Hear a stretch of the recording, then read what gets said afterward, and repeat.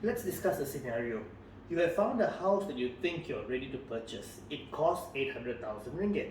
You have the 20% deposit of 160,000 ringgit to put down, and you are fine with paying approximately 3,500 ringgit monthly on mortgage. Then you get in touch with your real estate agent and he reminds you of all the hidden fees you were not aware of in the first place. Yes, buying a property isn't so straightforward.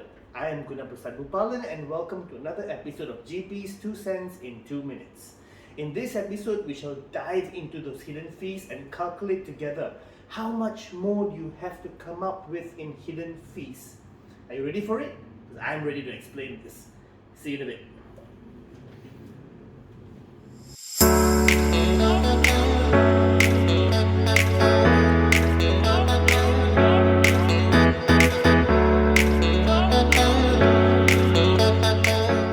Sales and purchase agreement legal fees. The legal fees for preparation of the sales and purchase agreement is calculated as a percentage of the purchase price, varying up to 1% depending on the value of purchase. Now, for instance, if your SPA price is 800,000 ringgit, you may have to come up with 8,000 ringgit as SPA legal fees charges. However, these fees most of the time is borne by the developer as a sales package. The bank agreement legal fees. This is between you and the bank for the bank to finance you to acquire the said property. This is the binding bridge between you and the bank. These fees could go up to 1% of the SPA price. Hence, for a purchase of 800,000 ringgit, you are looking at paying around 8,000 ringgit. MOT, your Memorandum of Transfer. This is when the developer has completed the project and is ready to hand over the keys to you. In order to receive your keys, you will need to pay the MOT. This is not a small amount, I remind you. MOT charges could go up to 2% of the SPA price.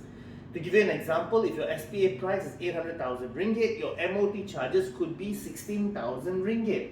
Hence why most developers do not bear this sum.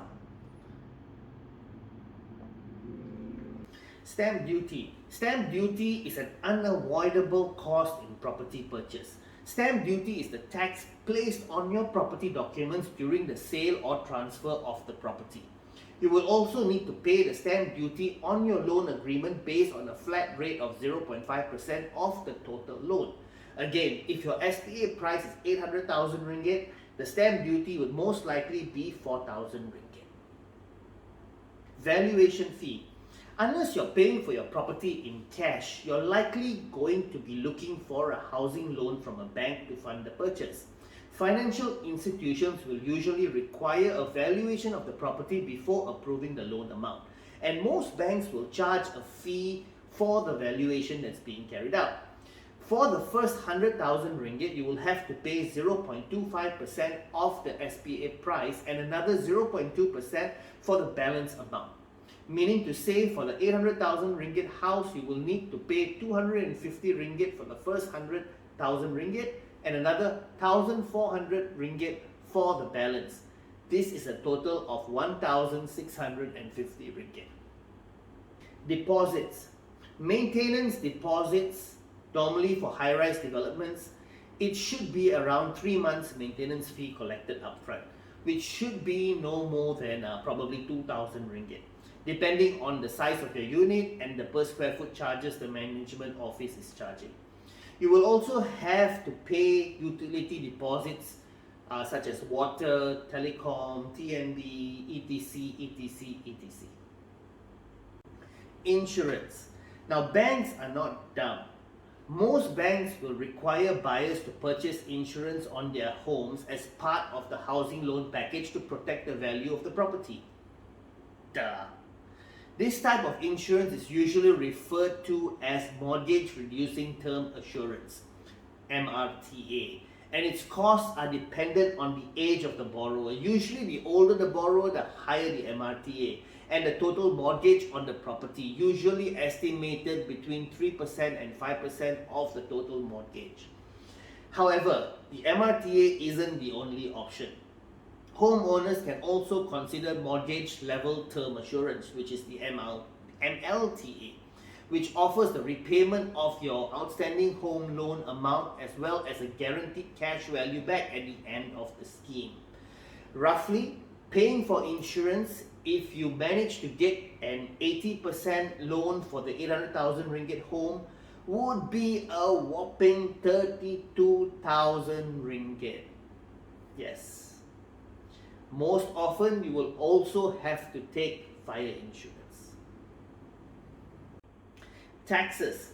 Quick rent and assessment tax. Once you have purchased that home and a year has passed, you will have to start paying your quick rent to the state government and assessment tax to your local council. You can't run away from this, unfortunately. So, taking away the taxes that you would only be required to pay after 1 year and the deposits for maintenance and utilities, purchasing the 800,000 ringgit house would actually cost you 160,000 ringgit down payment if you get a loan for 80%, and other hidden costs that accumulate to approximately 70,000 ringgit. Yes, you heard me right. That's an additional 70,000 ringgit. Let's not forget renovation costs that could equate to roughly another 50,000 ringgit for just a decent renovation of necessities. My advice to home buyers, especially new home buyers, do your homework before jumping into property purchase and understand all the costs that are involved. Remember this, purchasing a home is no small matter. It is your biggest financial commitment. You will be spending, if not all, most of your savings on the down payment and hidden costs and paying a mortgage for the rest of your working life thereafter. Make sure you actually can afford it and do not bite too much that you can't chew. You are the one who's going to regret it at the end of the day. Don't let unknown costs and fees haunt you later in life. Be wise, be smart, and be careful. Till next time, I'm Gunaprasath and you have been watching GP's 2 cents in 2 minutes. If this was useful to you, hit that like button, share it with your friends and family, and ring that bell. Please join our Facebook group Malaysian Property One-on-One, where we could discuss property topics in more detail. We're building a community there. Come and join us. We'd love to have you there. So till next time, take care, stay safe, peace.